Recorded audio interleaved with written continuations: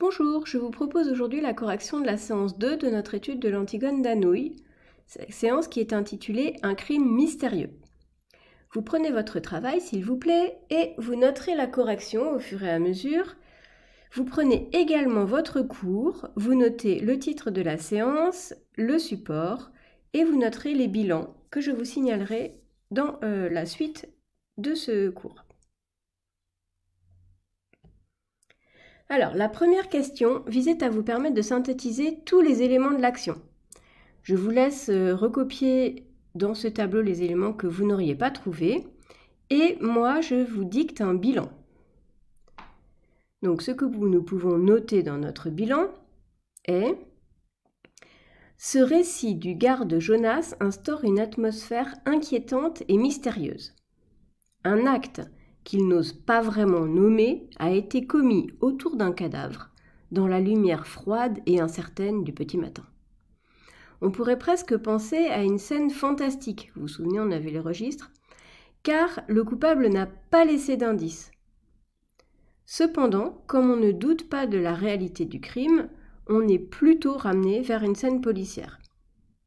Cette scène nous permet aussi de définir plus précisément deux des personnages de la pièce. Les questions suivantes vous incitaient à approfondir ce qu'était ce crime. Alors tout d'abord, il est énoncé dans cette partie de la réplique du garde Jonas, « Le cadavre, chef, quelqu'un l'avait recouvert. » Puisque vous connaissez l'histoire, vous savez que ce corps, qui devait être privé de sépulture, c'est celui de Polynice, le frère qui a attaqué la ville et que Créon a décrété traître à la patrie. Alors pourquoi est-ce un crime ? Je vous lis la citation de Créon. « Qui a été assez fou pour braver ma loi ?» Ça nous montre bien ce qui caractérise le crime. C'est une action illégale. Je vous rappelle que illégal, c'est formé du préfixe négatif il, du radical leg, qui signifie loi, et du suffixe al, qui sert à former un adjectif. C'est donc un mot qui signifie exactement qui est contraire à la loi, qui est contre la loi. Puisque la loi était « le cadavre ne doit pas être recouvert », celui qui a recouvert le cadavre a bravé la loi, a enfreint la loi. Troisième point, pourquoi ce crime est-il mystérieux ? Comme je vous l'ai dit, le coupable n'a pas laissé de traces, on n'a pas d'indice. Créon soupçonne déjà ce coupable d'être fou, dans la citation que je vous ai notée, qui a été assez fou pour braver ma loi. Je vous lis les deux citations qu'on peut relever. « Rien qu'un pas plus léger qu'un passage d'oiseau. Le garde Durand a trouvé plus loin une petite pelle d'enfant toute vieille. » Donc on a un coupable qui pourrait être fou et qui ne laisse pas de traces, qui agit avec des objets d'enfant. Serait-ce un fantôme ? Serait-ce un enfant ? En tout cas, c'est étrange, car on a la rencontre de deux éléments opposés. Un courage téméraire, proche de la folie, et de l'autre côté, très peu de force, très peu de poids physique, quelqu'un qui ne laisse rien après son passage.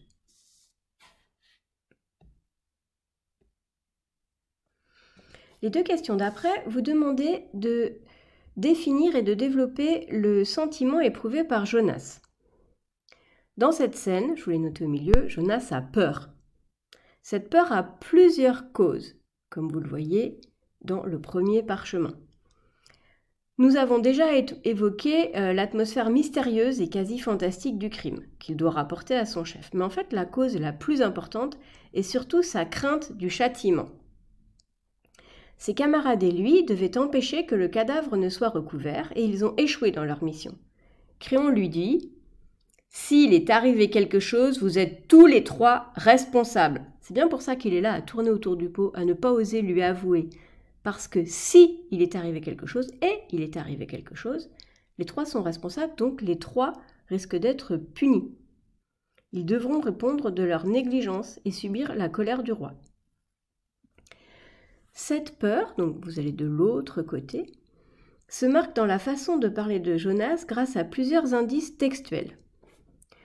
Dans les citations que je vous ai mises, « On a veillé pourtant !»« On dormait pas, chef. Ça, on peut vous le jurer tous les trois qu'on ne dormait pas. » Il crie soudain. On relève deux éléments que je vous ai matérialisés par deux couleurs différentes. Tout d'abord, en jaune, l'emploi du pronom « on » inclusif. Jonas signale qu'il n'était pas le seul. Ils sont trois. Donc, si aucun des trois n'a vu le coupable, il ne peut pas être tenu pour responsable lui. Il pense ainsi réduire sa culpabilité. D'autre part, en bleu, l'emploi de phrases exclamatives, qui est renforcé par la didascalie « il crie soudain ». Jonas parle vite et fort pour que Créon l'écoute jusqu'au bout. Il a peur d'être interrompu et puni avant d'avoir eu le temps de se disculper. Donc vous notez bien ces éléments, hein, je vous fais confiance.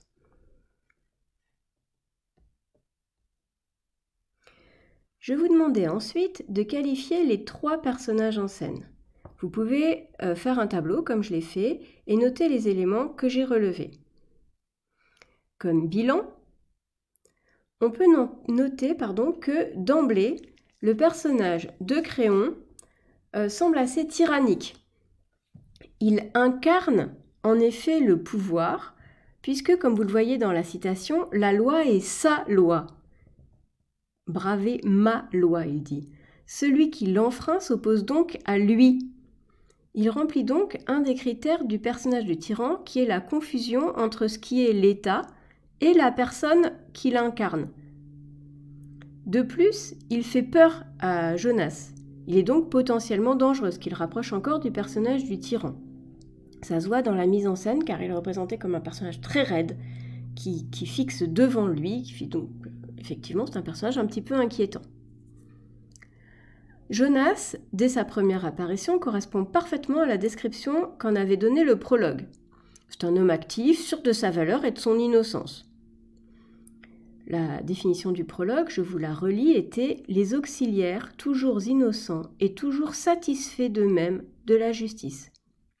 On peut voir que Jonas dit beaucoup « moi », et puis, il transmet à Créon l'avis de ses supérieurs. Mes supérieurs, ils disent toujours « avec Jonas, on est tranquille ». Ce qui prouve bien qu'il est un bon garde. C'est pas de sa faute si ça s'est passé comme ça. Ça se voit par la façon dont il parle dans la mise en scène. Le petit dernier, le page, il ne sert à rien. Il est là, mais il n'intervient pas. Et c'est exactement ce qui avait aussi été annoncé par le prologue. Enfin, dernier point, le bilan. Alors, là, vous allez bien noter tout ce que je vais dire. Si nous tirons un bilan de cette étude, que notons-nous? Tout d'abord, on assiste à une scène policière avec tous les éléments prévus. Un crime, un enquêteur, des indices, enfin une absence d'indices en l'occurrence, un coupable. Cela nous montre le côté administratif de la tragédie qui se met en place. Il y a une loi qui a été transgressée. Le coupable doit être puni, parce que c'est la loi, c'est comme ça. Ensuite, nous avons vu que se dessine une figure d'autorité, un homme seul, statique, sûr de lui, qui représente cette loi. Les autres personnages lui obéissent et le craignent. Or, ce personnage, nous le connaissons déjà. Nous savons qu'il est l'un des protagonistes de la pièce. Créon, roi de Thèbes par défaut, puisque normalement, c'était Oedipe et les fils d'Oedipe qui devaient régner, oncle des deux derniers Labdacides, les frères ennemis Théocle et Polynice, et des deux survivantes, Antigone et Ismène. Nous savons aussi qu'il va être opposé à Antigone, qui est le personnage éponyme et l'héroïne de la tragédie. Nous avons donc ici le moment où la tension monte, l'action se noue, les éléments se mettent en place et la mécanique implacable de la tragédie est en route. Voilà, je vous remercie, j'espère que vous avez eu le temps de noter. N'hésitez pas à me poser des questions par mail si besoin et continuez à bien travailler. À bientôt!